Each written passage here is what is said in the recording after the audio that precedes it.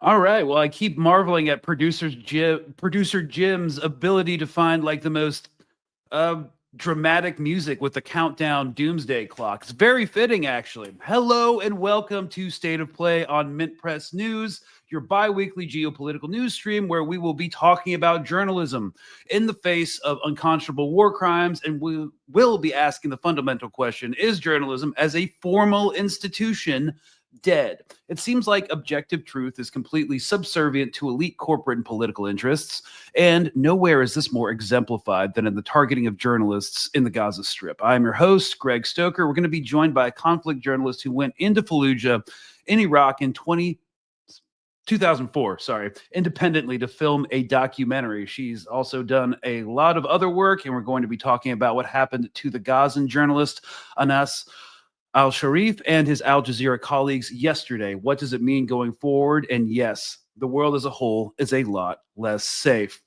By the way, if you're watching the video, I know you guys are a lot of audio listeners because now we are on all podcast platforms. But my actual fancy camera isn't working, so you're just gonna have to deal with the bad video quality. Apologies. I usually don't do my military bio, but since we might have some new folks around here, I'll restate it. I am a former U.S. Army Ranger with a background in special operations and human intelligence collection.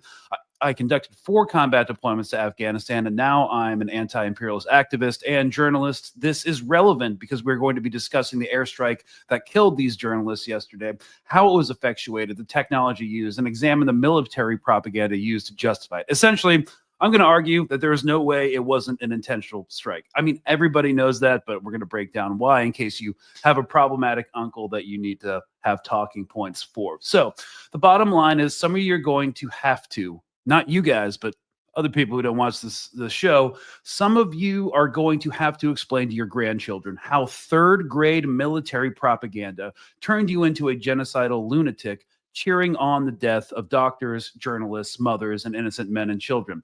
Good luck. Going to take some serious mental gymnastics. But at least the Democratic Party has a new moral champion willing to stand up for what's right. As some of you are still filling into the live episode, we're going to take a minute to reflect on human chat GPT Pete Buttigieg's recent appearance on Pod Save America. He is being floated as one of the Democratic hopefuls for a president run. Human suffering in Gaza. Do you think it's time to recognize a Palestinian state? I think that's a profound question that arouses a lot of the biggest problems that have happened with Israel's survival, Israel's right to survival in the diplomatic scene. And many of the people who have taken that step historically have done so for different reasons than what we see happening with European countries. I think we need to step back and we need to do whatever it takes to ensure that there is a real two-state solution and that no one, not even the likes of Netanyahu, can veto the international community's commitment to a two-state solution where you have Palestinians and Israelis living with safety, with security, with rights. I believe that can happen, but we have to actually show some commitment to it. Okay, well, that meant absolutely nothing, and it's the same kind of doublespeak that they've been doing. Of course, the framework of the two-state solution is basically just a political and narrative mechanism to keep kicking the can down the road so they never actually have to do anything about it. And like a lot of the neoliberal messaging coming out right now, if we were going to put it into a nerd context, is like, save the empire from Darth Vader, save the galaxy from the rebels. It's like, you guys are so lost. But as society gets more and more militarized and the Constitution moves closer and closer to the paper shredder, we must remind ourselves as we watch President Trump deploy the Army National Guard to wage a war on the homeless in Washington, D.C. here in America. Check this out. And check out his announcement from this morning. A historic action to rescue our nation's capital from crime, bloodshed, bedlam, and squalor, and worse. This is Liberation Day in D.C., and we're going to take our capital back. We're taking it back under the authorities vested. Violent crime is at a 30-year all-time low in Washington, D.C., by the way. In me, as the President of the United States, I'm officially invoking Section 740 of the District of Columbia Home Rule Act. You know what that is? And placing the D.C. Metropolitan Police Department under direct federal control, and you'll be meeting the people that will be directly involved with that. So this episode's really about Gaza, but I wanted to take this one news item about him calling in the National Guard to wage a war on homelessness in Washington, D.C., because it's all part of the same class. This is not a result of Trump's fascism, neither this act or what's happening in the Gaza Strip right now, but it's also a result of the Democratic Party's capitulation. The D.C. Council just passed a budget in order to protect themselves and their seats of power from the wrath of the Trump administration. What was in this budget? They cut the child tax credit, zeroed it out. They're kicking 27,000 people off of their health care. They have no vouchers for unhoused individuals. And while they are making a deal that is worth $2.2 billion with the Washington Commanders, the local NFL football team, in order to bring the stadium back. Now, Muriel Bowser, the Democratic mayor that is all over this democratically led city, also stripped out protections for workers within this budget, and the DC Council approved it. And also she tried to strip out sanctuary city status through the budget, but it's not a budget item, by the way. So I said all that to say that when you hear people simply describing what is happening in DC, the takeover in DC, as something that is purely at the feet of the Trump administration, please know that they are running cover for the Democratic City Council and party at large. They are running cover for Muriel Bowser, who is not a deer in the headlights at this time, but an active participant in the fascism that is taking over the imperial capital. Same thing with the Gaza Strip. Now that Biden's no longer in power, the Democrats are like, we can't do anything.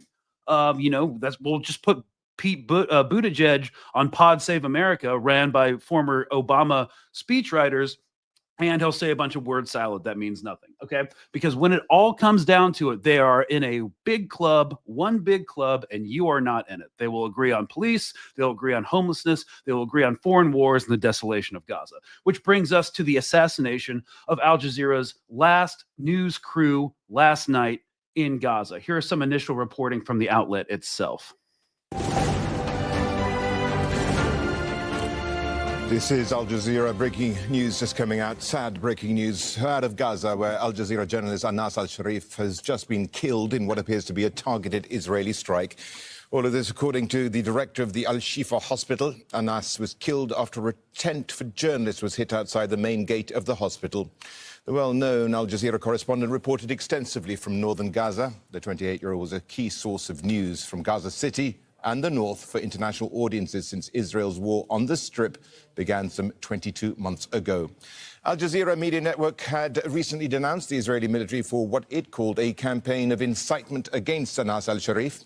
Al-Sharif was one of the journalists the Israeli military accused of being a member of Hamas's military wing. The UN Special Rapporteur on the occupied Palestinian territories, Francesca Albanese, has earlier denounced serious threats against the Al Jazeera journalist by the Israeli army. And what's more is the Council for the Protection of Journalists had also been concerned about his safety. Hani Mahmoud is on the phone. Yeah, so basically when what they refer to as the campaign of incitement against him, I'm just going to pull up what I posted yesterday. So you may remember this military intelligence product put out by the IDF. And I just said, to be clear, Israel put Anas on a death list over a year ago with other journalists, but he was protected by the size of his platform. They tracked his cell phone, his every move. They could have killed him at any time. They only chose to now because they determined the information blowback from assassinating him would be less than if he were alive to record the upcoming invasion of Gaza City. That's it. That's why now. Yeah, there's nothing really beyond that. So let's get into it. So since then, Israeli Hezbollah has been in overdrive trying to discredit him and claim he was Hamas, as if anyone cares anymore. I mean, he did make a few posts on his private Telegram channel that seemed to be in support of armed resistance, but whatever.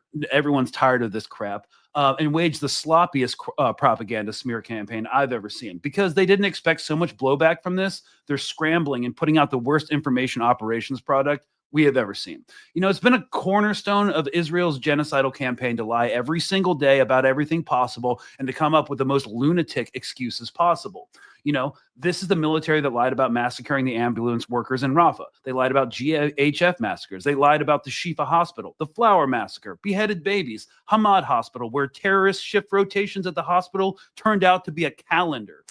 The World Central Kitchen workers, babies in ovens, white phosphorus on civilians, Senor surrounding himself with 20 hostages in a tunnel, killing women and children with white flags, and their own hostages who had white flags who escaped their captors. Hind Rajab, et cetera, et cetera. We could all go on. We could talk about the parable of the boy who cried wolf. There are two readings of that. One is don't lie because no one will believe you. Another one is to never tell the same lie twice so people still believe you. Either way, there are no more lies left to tell, but Western media keeps on towing the line of abject falsehood. What does this mean for journalism? To discuss this, we are joined by Tara Sutton, who is an award-winning filmmaker and journalist who tells intimate stories about people living in extraordinary circumstances, focusing mostly on women and children. Over the last 20 years, she has covered the wars in Iraq and Afghanistan, the Syrian refugee crisis, famine, the aftermath of genocide. She was the only unembedded Western reporter to enter Fallujah, Iraq during the siege in 2004, and her Guardian Films Channel 4 documentary Fallujah Forensics, which exposed war crimes committed by the U.S. military, won the Amnesty International Award for News. She's appeared as a commentator on Al Jazeera, CBC, BBC, and speaks internationally on the plight of refugees in the Middle East. She's also a founding board member of the Collateral Repair Project, which assists the most vulnerable refugees of war in Amman, Jordan, and is a board member of the Trudeau Center for Peace and Conflict Studies at the University of Toronto. Thanks so much for coming on. Thanks so much for having me. All right, let's get into this. I'm a huge fan of yours, so I'm really happy to be here. No, I really appreciate that, and thanks for taking the time. Enraged by everything going on, like it's just beyond belief. And every time you think you've seen the worst, it keeps getting worse. Yeah, and I think that's a good place to start. So we talked about this last night when we were setting up this episode, and I suppose my first question is: after covering Iraq, mm-hmm. which was a brutal urban warfare landscape. In the early days of the war, when it was like the hottest, is any of this actually surprising to you? I think you kind of already answered this, or is this sort of like an escalation in violence in like the colonialization or the coloniality of like the Western newsroom? From my military experience, it's definitely more violent than anything we did. Mm-hmm. But are you surprised by the media coverage of this?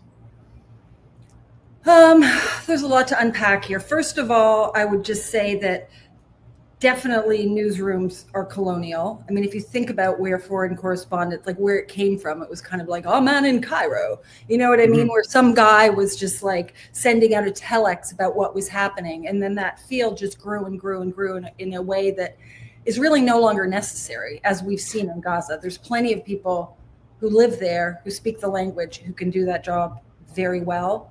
And I think that one of the reasons why, the pro-Palestine movement grew so quickly was the fact that Palestinian journalists were showing you what the aftermath of a bomb falling really looks like. And I think that the colonial or Western news media has always really sanitized that, right? So people would never get to see it.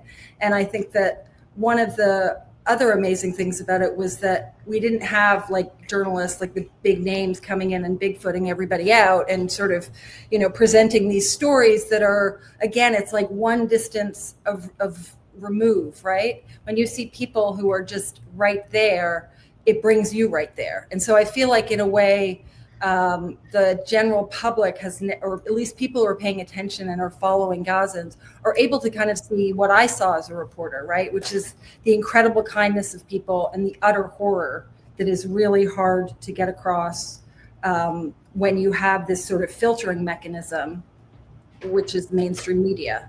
And then nothing would have prepared me for the amount of journalists that have been targeted.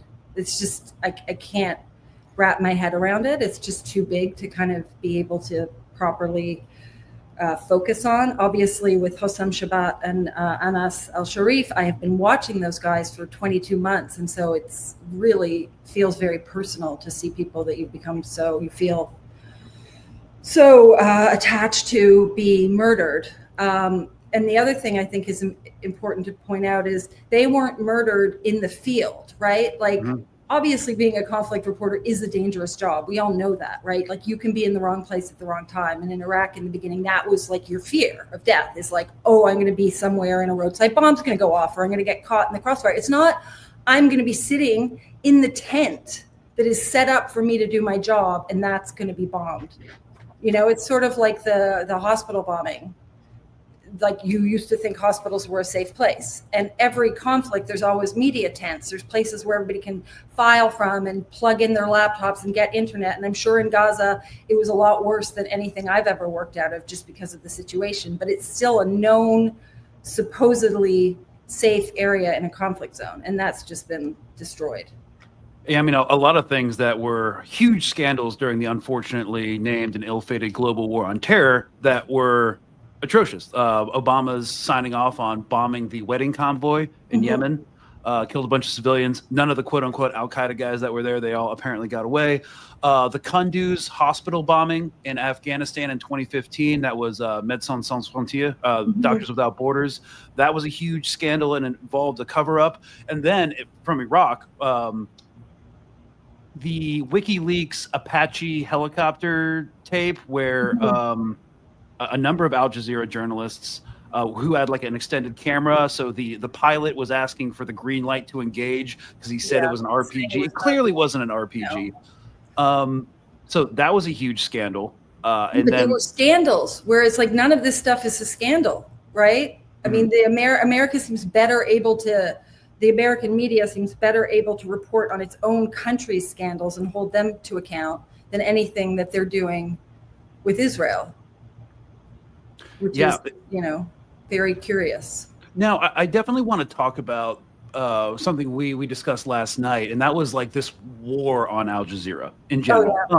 Because when I was in, you know, early 2010s, I was just told, even though, like, you know, I was plugged into intelligence circles, I had a top secret security clearance, like military people, even if they think they're smart and they have access to like all this information, they exist in an echo chamber, and nobody really reads the local news because, you know, you're told it's propaganda. And Al Jazeera was like the pinnacle of that. And I think like one of my things that kind of really prejudiced against me is like they did file a couple of like reports about what like special operations forces were doing in Afghanistan, and I knew it was incorrect, but that like prejudiced me for years. And they're the only ones, and they're supposed to be like out of Qatar, which is a comprador state with like the U.S. government and empire, but they're actually doing reporting. So I don't know, like, what was your experience with like Al Jazeera and how people? I mean, first of all, when I was in Iraq, Al Jazeera didn't exist. They hadn't done their English channel yet. It only was broadcasting in Arabic, and it was something that was always on in the background. And it would always shock me because, you know, in our house that I lived in, we would have like Al Jazeera on one channel, and then we would have, you know, American news on another channel. And the Al Jazeera was always showing exactly the type of things that people are seeing now, which is like shredded bodies and people being pulled out of burning buildings, right? So I think that I mean, your story, I'm sure I'd like to hear about that when you said they were incorrect. But I think that when they're just showing the aftermath of people's violence, I don't think that's propaganda. I think it's just that they don't want people to see that. I mean, first Al Jazeera was bombed in Kabul in 2001 by the Americans. Al Jazeera was bombed in 2003. Their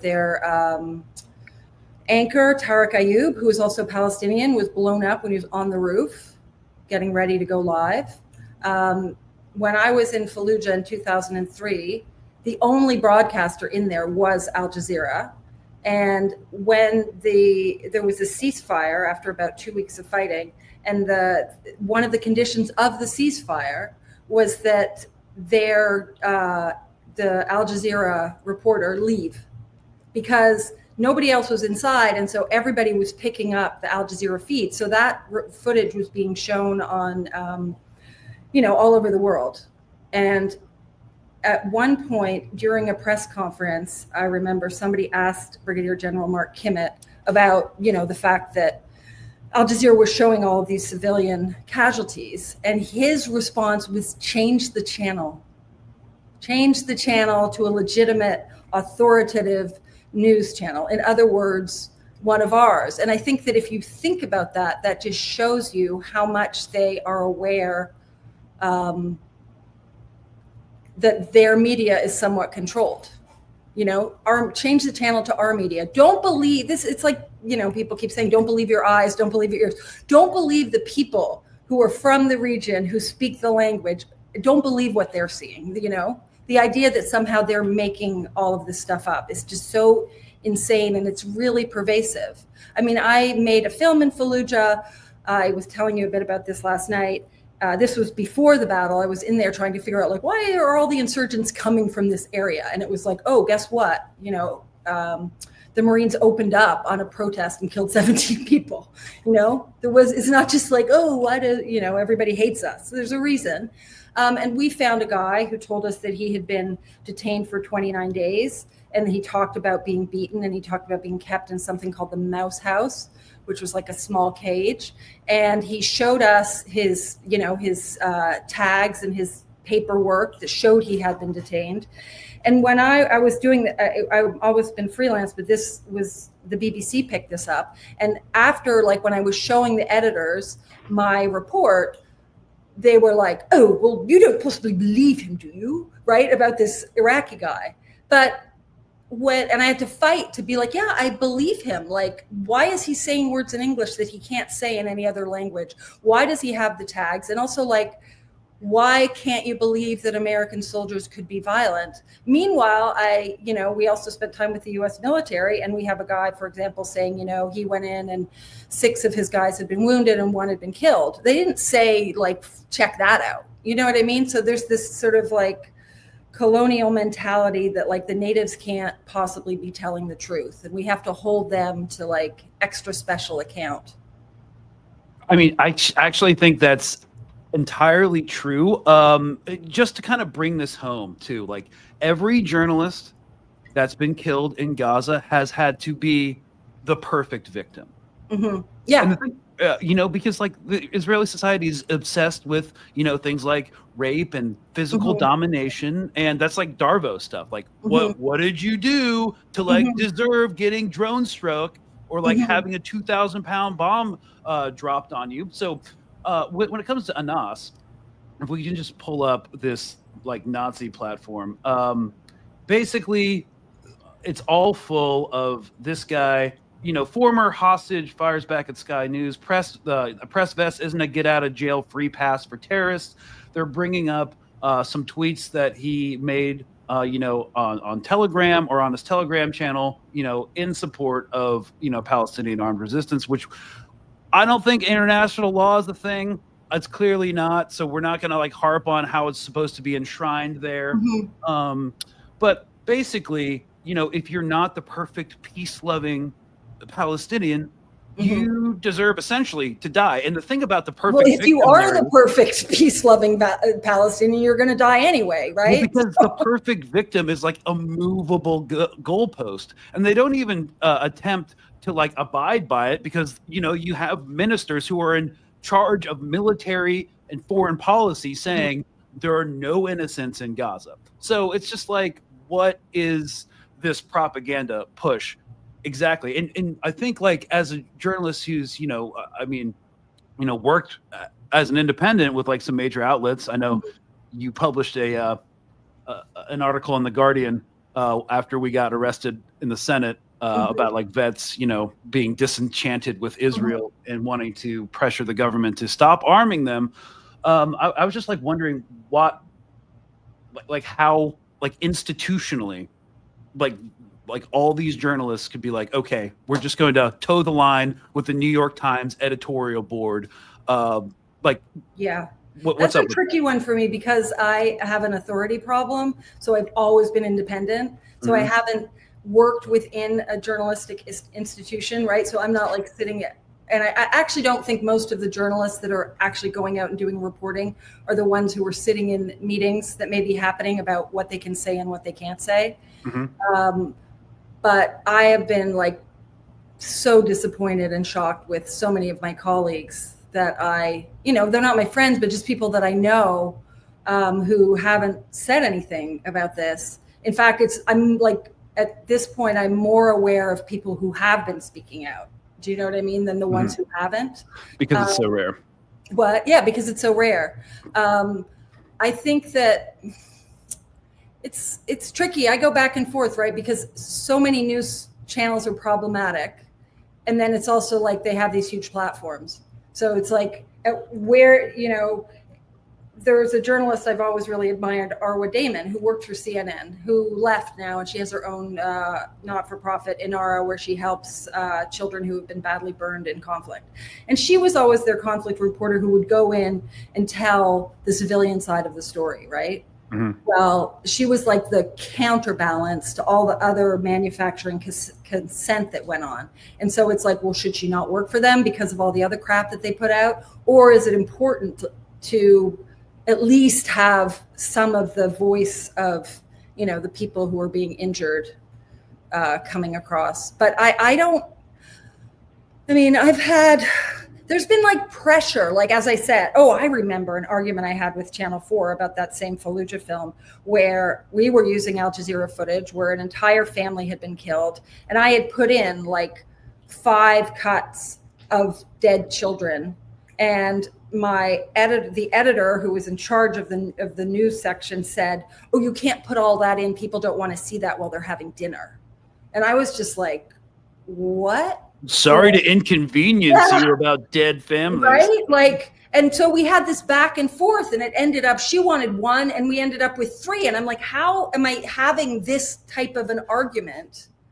And you're publishing like a hard-hitting piece that accuses the US military of war crimes, but somehow something inside of you is stopping this. And I do think people have this internalized propaganda who have grown up in the West as well. So I think that there's a lot of like self-censorship from people's upbringing, which I saw a lot in American journalists in Iraq. Yeah, and it's kind of like, we want to make these hard-hitting pieces that are going to get a lot of engagement and save the paper, but we kind of want it to also remain like in the ether, not rooted into anything like that could affect people on an emotional level, like images of dead children. Yeah. And that's kind of what we're seeing coming out of Gaza every day. Some of the worst massacres in Iraq or the worst bombing mishaps or intentional haps in Afghanistan that like made international news like once every few years are now happening like every day.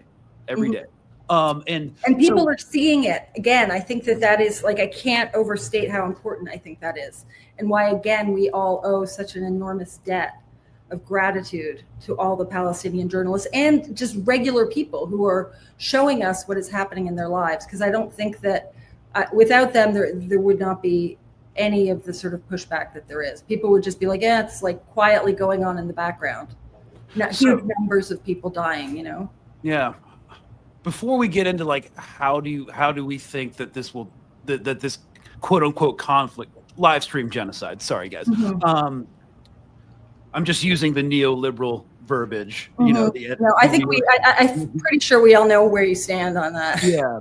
So before we talk about like what this has done to journalism on an institutional level, maybe I just kind of wanted to break down for the audience real quick about, despite all the propaganda, because my whole thing, the reason I started doing this was specifically to debunk military propaganda. So I am going to talk about the specifics of this kinetic strike that happened. And we're going to do it by pulling up there's a lot more graphic videos. This is going on YouTube. And plus we don't need to be seeing that again.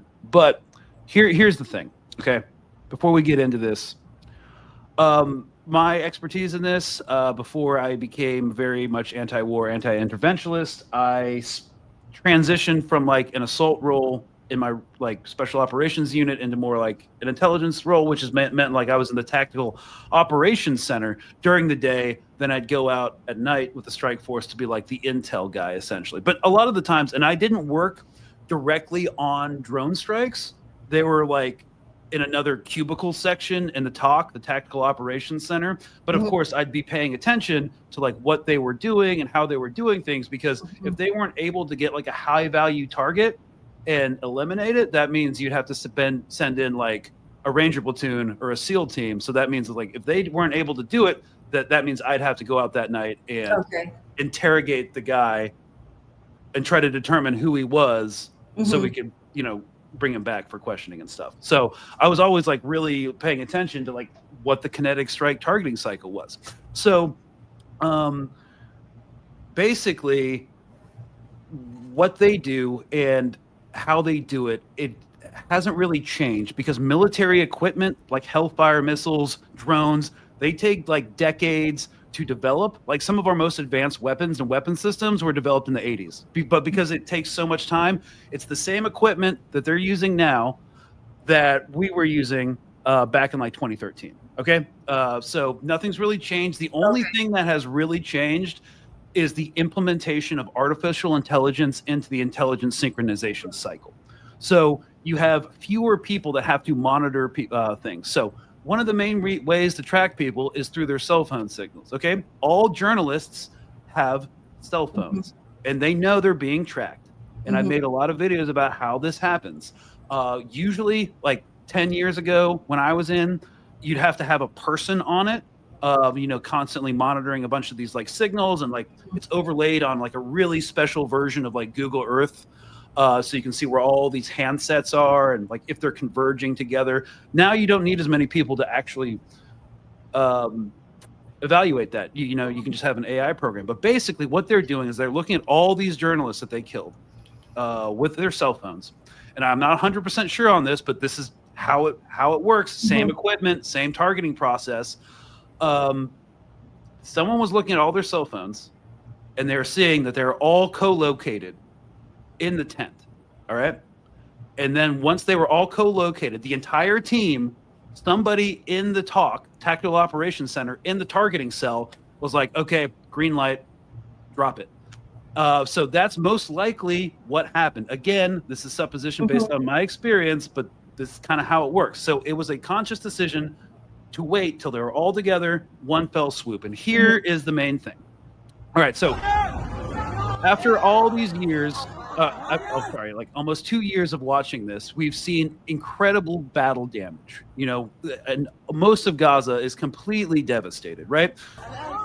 Look at this. There's no crater. There's no destroyed buildings. It's just the tent, which was blown apart by the blast. This was not a bomb. This was most likely something like a Hellfire missile shot from a drone. Hellfire missiles are precision munitions.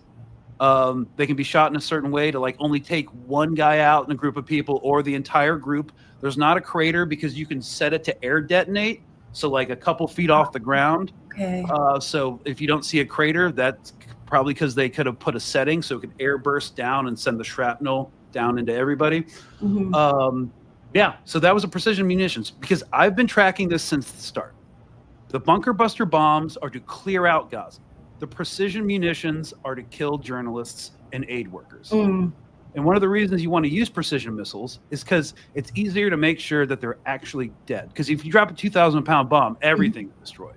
So did you get the guy? Did you not? Did they somehow miraculously survive? But right now, after the drone strike happened, they have a thermal imaging suite, which you could actually monitor people's body temperature. So as the body temperature is reducing, you can be like, okay, make an assessment. That guy's probably not alive anymore. So you can do what's called a aerial battle damage assessment. So right after the drone strike, that drone was still in a holding pattern, observing all the casualties getting taken care of by first responders, and they made a determination. So there's no doubt in my mind that this was absolutely a targeted strike, because every time they kill journalists, they don't use bombs. They use these precision weapons. Well, I think the other part of it is it's like a psychological operation on their colleagues, right? They have to pull they can see it's their colleagues and they're pulling them out. That's part of, I think, their sadistic nature is to terrorize everybody around them, right? Like they're trying, I think they probably haven't realized how committed Palestinians are And so they're trying to scare them and thinking, you know, if we show them what's happened to their colleagues, maybe they're going to stop. I mean, if they haven't after 2 years, I don't know. Yeah, and like, exactly. I'm in touch with journalists in Gaza, and some of them are like 19 years old, and they just started 2 months ago, and they got like 800 followers on Instagram and like 30 followers on Twitter. But like, it's kind of like Hamas or like any resistance group within the Strip. Like, you don't need training to be a journalist. You just actually have to like want to tell the truth and also to be there. And it's like, you're either gonna go, and if you're an angry kid because they've created a whole new acronym, wounded child, no surviving family, well, you're gonna become a journalist, or you're gonna join an armed group, or you're gonna do something with a lot of pissed off young men and women as well. Yeah.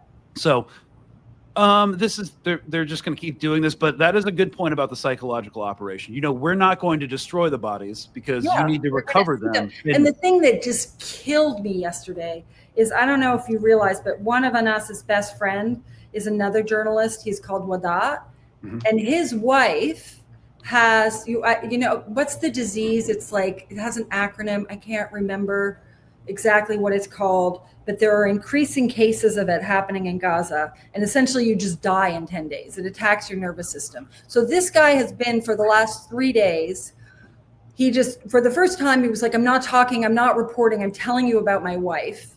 She has this thing. They're telling me, the doctors say, if she doesn't get medicine, within 10 days, she's gonna die. There's like a picture of him. She's not even in the hospital. She's on a bed outside of the hospital. And so yesterday morning, he posted that like he got medicine for her because he, you know, everybody was talking about it. Somehow medicine got in to the Jordanian field hospital, and he was so happy. And he was just like, I have this medicine that's saving my wife's life. So imagine you're going through 4 days thinking your wife is going to die and you're going to be left with 3 little kids. You finally get relief from that. And then your best friend is like blown up. Like, I just couldn't, I was like, how much can somebody take in a day? And that was another thing that I think, I know what I so appreciated you when I first saw you talking about, you know, how you could tell because of the munitions that they were using and the way that they were using them, that this was not normal. And for me, it was things like, it is not normal for a journalist to be, this is in the first week, driving in a car holding 2 bleeding babies. It is not normal for journalists to go into hospitals and see their family members. Like, to me, that was why it was so clearly genocidal. From that type of information. Like, that just isn't a normal conflict in any way from sort of the start. Yeah. And this actually is a great segue into my kind of like what I wanted to talk about last, at the last part of this, was other journalists who had served like in the field, like CNN's Clarissa Ward. You know, she's been, you know, covering conflicts in West Asia and the Middle East for a long time. Like, how could she not see what's going on? I mean, I think for people at that level, there's a tremendous amount of ego, right? Like, you're sort of like a celebrity. And also, I think, you know, a lot of journalists like that go into work for think tanks afterwards. So they're already sort of maybe believing in the party line. And then the other thing is, she would want to be there, right? Like, I think as much as, for all the problems I have with the BBC and with CNN and everything, there are producers who are sitting there looking at all the footage coming in and then shaping it into documentaries and narratives, like The Doctors Under Fire, which the BBC refused to publish. But they recently did one on children being killed, where they sort of forensically, using doctor testimonies and looking at, you know, using footage and geolocating everything, we're proving, okay, there were soldiers here, this kid was here, here's an x-ray of a bullet in his head. And they're just, you know, able to kind of investigate and prove what is going on. But those are the producers whose face, you're never going to see their face, right? Whereas the big on-air personalities, like, they have to go because they have to be there. You know, they're not, and I'm sure part of that is their job description too, right? Yeah. No, you know, it was funny. My friend, the activist Rama Zain, she actually confronted Clarissa. I love that. That was so amazing. And it's so true. I'm like, this is how the Arab world thinks. Yeah, no, because like Clarissa Ward, she ducked taking mortar fire. There was no rocket fire in her area. I didn't do a lot of like live reporting. I mean, occasionally I would be called in because they need some freelancer to talk about it, and some producer would get my number. People would go on the roof and put on their flak jacket to like go on air. Like, you're standing on a roof, nobody's coming to get you, right? Because they have to play up this kind of like, I'm a brave war reporter. Like, I actually remember seeing, I can't remember who it was, in the green zone, like inside the convention center, which is where the U.S. military would do all of their press conferences. So to get into the green zone at that point, it was like going through 9 versions of airport security, like a cavity search. Like, nothing was getting in there. And she was standing in the convention center, lit up with a flak jacket on. I'm like, you don't need that, honey. But there is a certain amount of theater involved in it's entertainment to a certain extent. And that is kind of what I wanted to get into. Like, how has now that we have access to what's actually going on the ground in a way that's unprecedented before, like how is mainstream media going to reconcile this new age where people are losing confidence in them? And we also talked about the U.S. government last night. Like, they're putting these narratives forward, and then a lot of reporters will actually reflect or pass on or perpetuate, because there's something to be said for access journalism. You want access to powerful people, you have to say what they want you to say, put forward, but it's not really working anymore. And you need access to powerful people, because powerful people mostly are going to lie, and they can just put it out in a press release. Like, sorry, that's just an aside, but like, I think having access to the disenfranchised is a lot more important if you want to be a reporter. But well, again, they do have to do that. Yeah. So I don't know. And it just seems like the administration, both Democrats and Republicans, are kind of like doubling down and being like, okay, well, we're lying about this. This is horrible. But you know what? Shut up. We're going to do it anyways. They are going to do it anyway. That was a sad thing I kind of saw in Iraq, right? Like, as a young journalist thinking like, oh my God, I'm going to expose all these things and it's going to change something. And then just like, it didn't fucking change a thing. It made a record. Do you know what I mean? Like, there's proof, but it didn't change anything. Like, I feel like when they know they're going to do a crime, they're going to finish the crime. And until now, I always thought Iraq was like the greatest crime I would see in my lifetime. And now I'm like, oh, this one's even bigger and worse and sociopathic on top of it. Because I don't think that either the wars in Iraq or Afghanistan were genocidal. There was definitely a lack of concern for civilian life, but there wasn't this seething hatred for every single person. I don't know. You were in the military. Did you feel that your comrades were kind of like, I'm sure they called them like Hajis and towel heads and bad guys, but did they think every child was a potential threat? No, actually, some people might not believe this, but like, my platoon never killed anyone that didn't have a gun actively in their hand. Like, I mean, look, I'll be serious. Like, every fire team had a drop gun just in case. Okay. So that was some sketchy cop shit, but it never actually happened, luckily. So I don't. But no, it wasn't an institutional. That's what genocide is at this level. It's an institutionalized policy targeting a single group of people. We were targeting foreign fighters coming from Pakistan and Saudi Arabia and the Gulf. We weren't going to go and go into this village and like do some My Lai stuff. Just to punish the civilian. I'm like, of course, there's a reason I got radicalized. Yeah. And I've never apologized for my role in the U.S. empire, but it wasn't like this. And so this is what's bizarre, and why I keep like hoping somehow that this will like change journalism in some way going forward. Just how egregious this is, because like the gaslighting is on a whole nother level. You didn't have Donald Rumsfeld saying like, kill every Iraqi baby, they're all snakes, like human animals. Everybody's like, it's okay, Israel has a right to defend itself. Like, it's just bizarre. So like, it was just more, it's hard for me to think at the time that like anything run by George Bush Jr. could be described as sophisticated. But in comparison to the Israeli Hasbara, it was like one level below being so obviously a lie. And one of the things I actually was thinking about after Anas's murder was how, just the fact that Israel even gets to say, and it's repeated as fact, like, oh, he was running a terror cell. Like, first of all, I'd love to know how you can be on air all the time and be running a terror cell at the same time. Like, that's some Superman level stuff. But, there was the Minister of Information in Iraq, this guy called Mohammed al-Saif.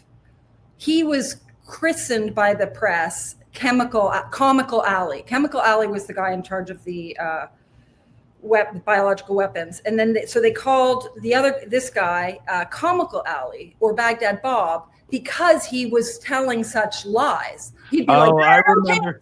Right? I remember Baghdad Bob. Remember Baghdad Bob? Okay, so he became Baghdad Bob because he was shown to be lying, right? So how many, Israel has never, you can constantly prove that they're lying, and yet we're still quoting them. And I'm just like, okay, if you guys want to be Middle Eastern, why aren't you getting treated like all the other Middle Eastern leaders who are always ridiculed and assumed to be lying? But somehow, it's just not, there's no sort of false equivalency. I've never seen a journalist in any other conflict be killed and right away it's like, oh, but it's because actually, that is a first. I think I haven't seen it. I haven't seen it. Mostly if it's a Western journalist, everybody just writes these glowing reviews. They don't bring up all the stories that they told that could have been wrong, because people make mistakes. It's the first draft of history, blah, blah, blah. No one's ever like, and last year they said this and it was wrong, it's just beyond anything. I think that one of the reasons in the lead up to this, there are a lot of Israeli media watchdog organizations, like Canary is one of them. And I have friends who work, I have a friend who works for the AP, and they are just relentless at harassing journalists and editors, because they have this sort of freelance army of, I think there's 16,000 people. And they'll post on their website, they said this, they called them the occupied territories instead of the West Bank. And then 1,000 people write a letter to this editor, and news people are already sort of crushed under, decreasing. Correspondence. Yeah, anybody in the editors, they all have way more work than they used to because the budgets have been cut and there's just a lot less people. And so I think that even if it's not intentional, when you are constantly, I'm talking about this going on for years, when you're constantly being harassed anytime you do anything, eventually you could just start kind of sliding okay, I'm not going to call them the occupied territories. I'm going to call it the West Bank because I'm trying to get a story out. Yeah, I'm trying to get a story out. And tomorrow my inbox is going to have 1,000 emails in it. I'm not saying that it's right, but I think that it's because this propaganda has been going on for so long that it has people in newsrooms who are just normal people who aren't in the upper levels, who are talking about God knows fucking what, just have been, harangued to a point. I'm not saying it's correct, but I think that is a part of the way that things have always been reported, and the kind of ongoing pro-Israeli propaganda. Come at me, Canary. Yeah, I wasn't in academia when I started talking about this, so I never got I got doxxed by other groups. I forget which ones, but I don't know. Just do you see the media landscape changing because of this in any substantial way? I know it's hard to tell or predict, but everything still seems so entrenched. You've got magazines in Germany posting that Anas was a terrorist, actually towing the Hasbara line. And of course, all the right-wing media in a country like that is always going to do that. But CNN reporters, Fox News, people at the AP, Reuters, do they not know that journalists are their colleagues from another country are being intentionally I don't even know if they the really think of them as their colleagues, to be honest. I didn't go to a lot of press conferences during my time covering conflict because I like to kind of be interviewing people in the field, but a lot of people are sent to cover that, and there was such a division. It's like the classroom, where the popular kids sit on one side and then the jocks sit on another side. Like the Arab reporters or the Iraqi reporters were always in one place, and then all the Western journalists were in another place. It was like, I don't know, it was just weird and colonial. Yeah, I mean, I definitely don't function that way. No, I don't either. I'm like, why would you be here if you don't want to actually talk to people from a place? Just go home. But I'm here to be on camera with my cute little flak vest. Right? I'm here to sit in the green zone and just like take down whatever Kimmett and his Senor. Oh my God, I hate that man so much. He was like Kimmett's lackey. He's now married to somebody who's on the news, and he has some think tank position. Look him up. He's a real treat. He was like the Matt Miller of Iraq. Real okay, yeah. I mean, just like twisting everything. Nothing's ever what you think you saw. Like the same. I mean, that was kind of.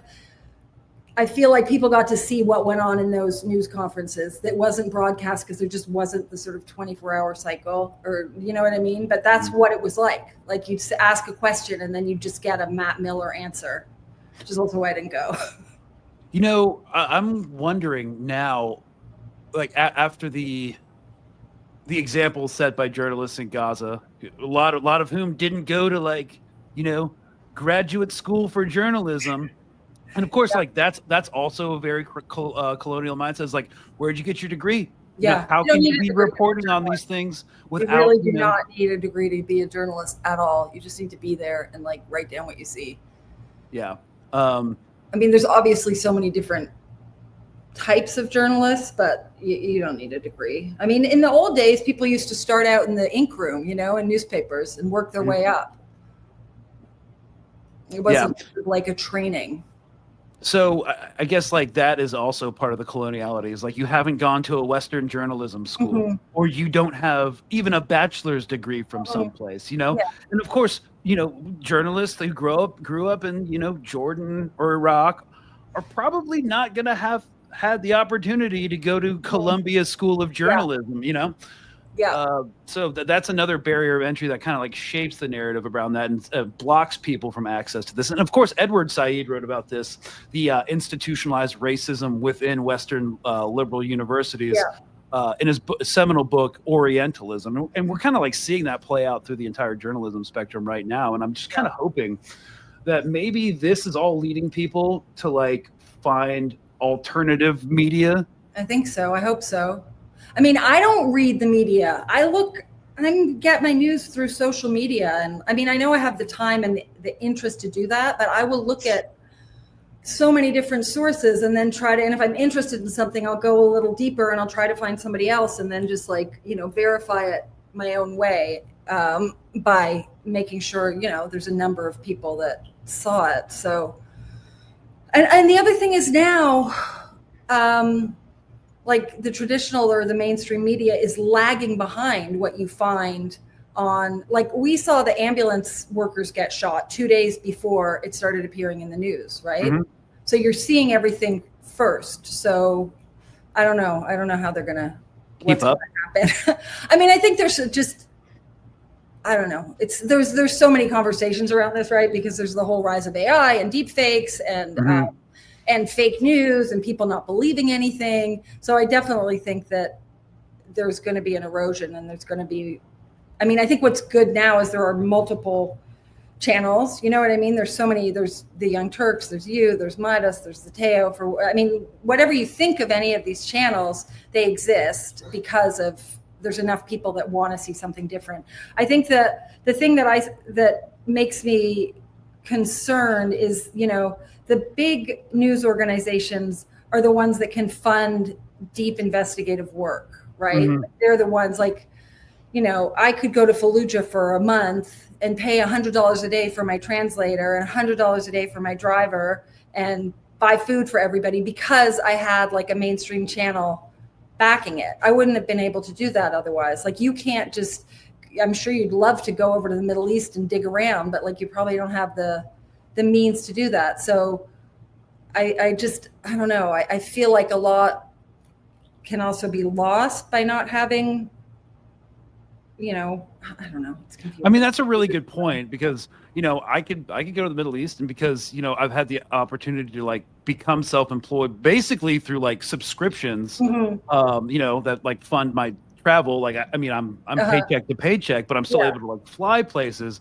But like, beyond like room and board and plane tickets, like hiring people, expensive, incredible. They're so expensive, especially if you want to actually pay people properly.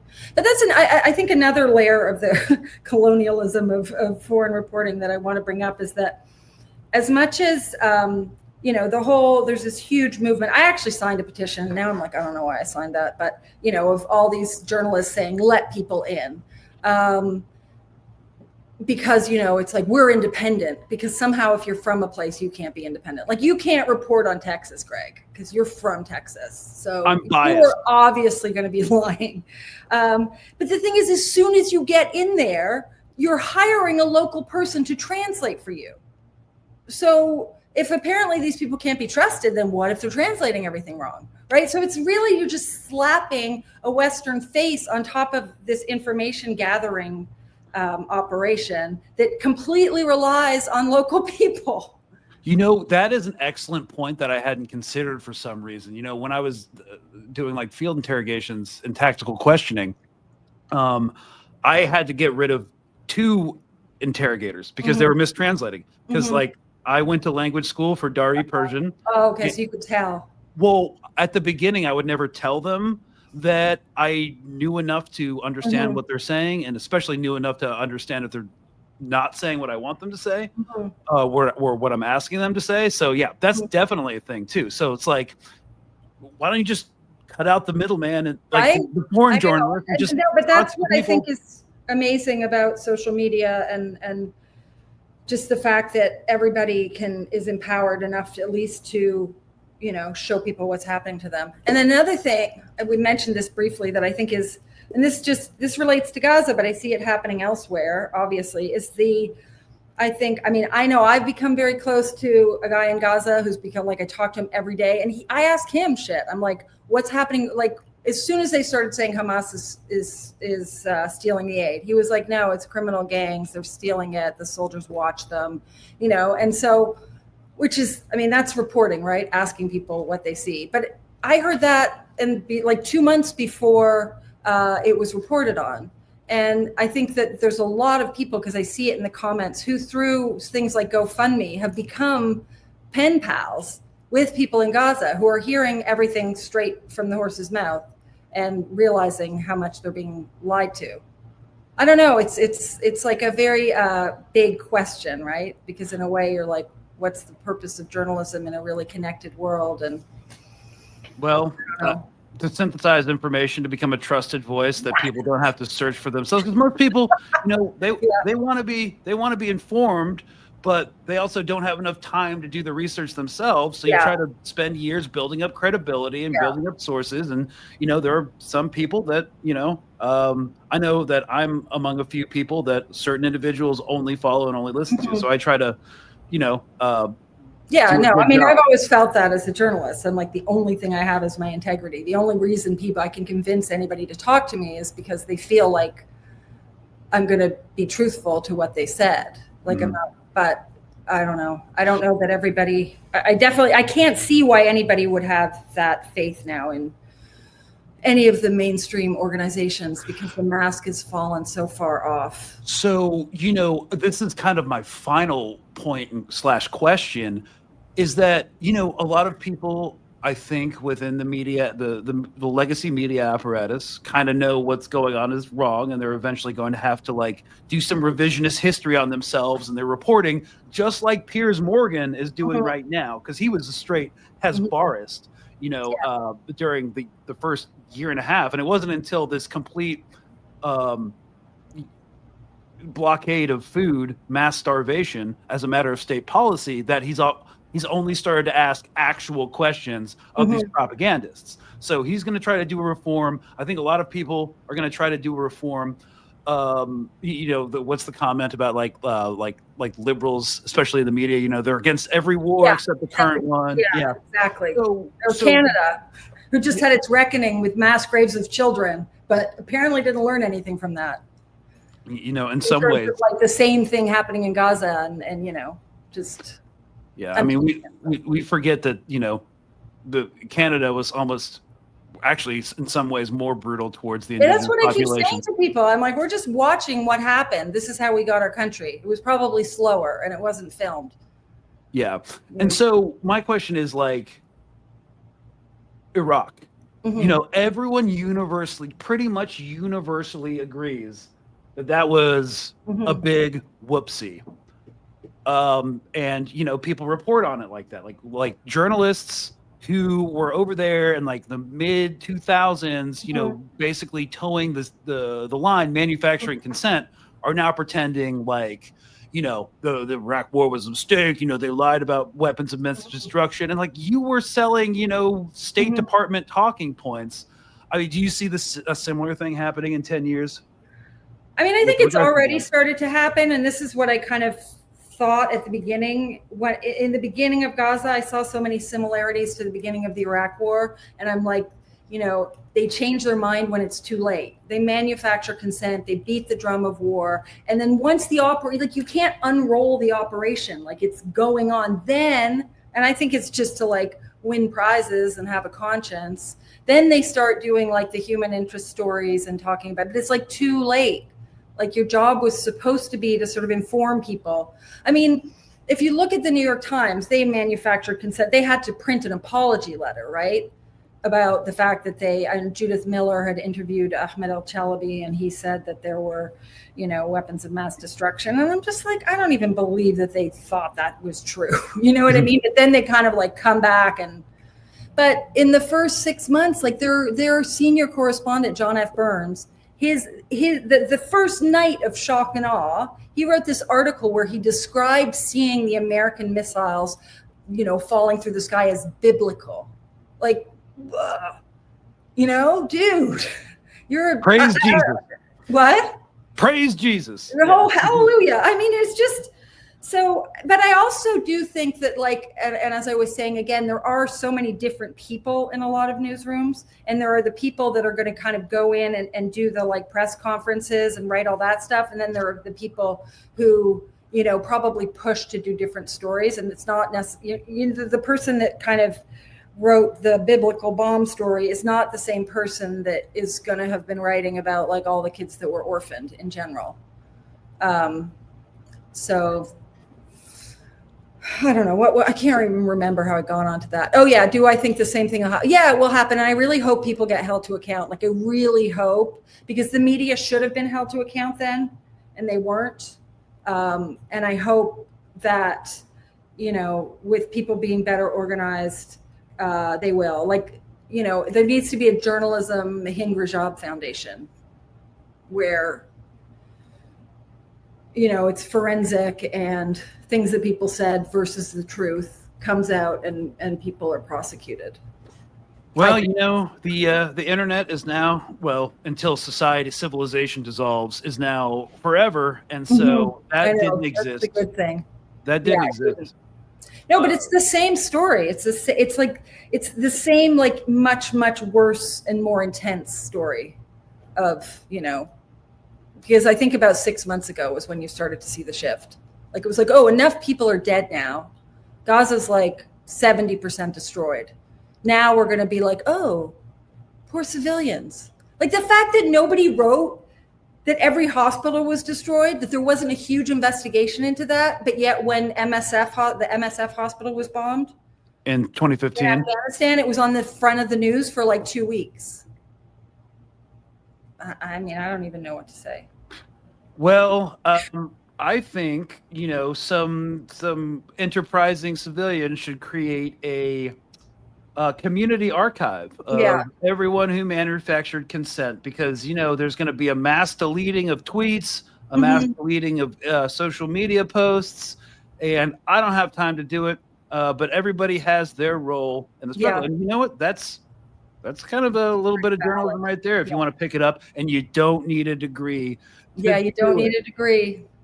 Yeah. You just need to be there. So I guess we're just going to end with the sentiment again that, you know, you're going to have to find a way to explain to your grandkids, you know, how third grade military propaganda turned you into a bloodthirsty lunatic that manufactured consent for a genocide just so you could get on camera and pretend to dodge rocket fire.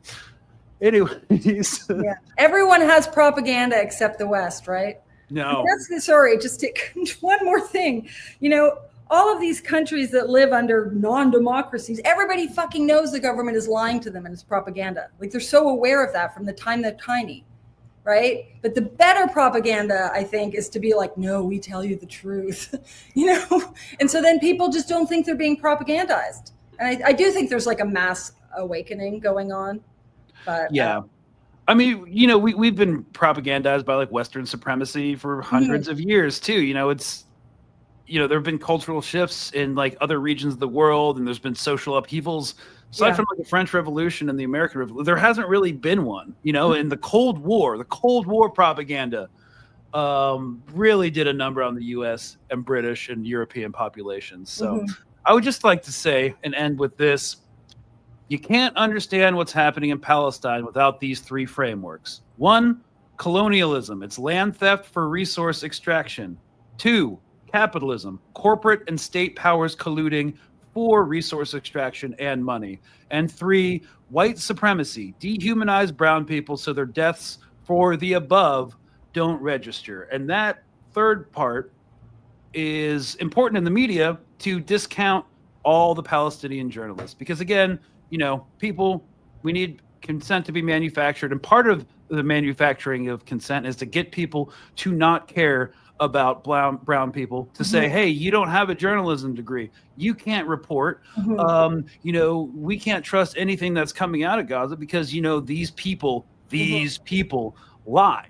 And, you know, it's all, again, about money. A lot of our legacy media are controlled by billionaires and corporate interests, and so that's where you trace it back to. Yeah, trust the person who just got parachuted in for 2 weeks who doesn't speak the language, because they are going to be able to tell you what's going on.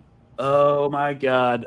Yeah, my partner, she talks all the time about parachute journalism. So I mean, we're kind of out of time right now, but yes, I would listen to a local journalist who's been at it for, you know, a little bit of time over a parachute journalist, you know, from, you know, Queens any day of the week. So thank you all so much. And thank you, Tara, for coming on and talking to us. Thank you so much for having me. Yeah. All right, y'all. Well, we're going to be wrapping it up here, and we won't have time for a Q&A today. I'm so sorry, but we will be back Thursday to talk about, I don't know, something like Russia-Ukraine ceasefire. Who knows? You know, the news cycle, again, is so insane. So y'all stay sane out there. It's Monday evening, and we are signing out. Cheers, y'all. Bye.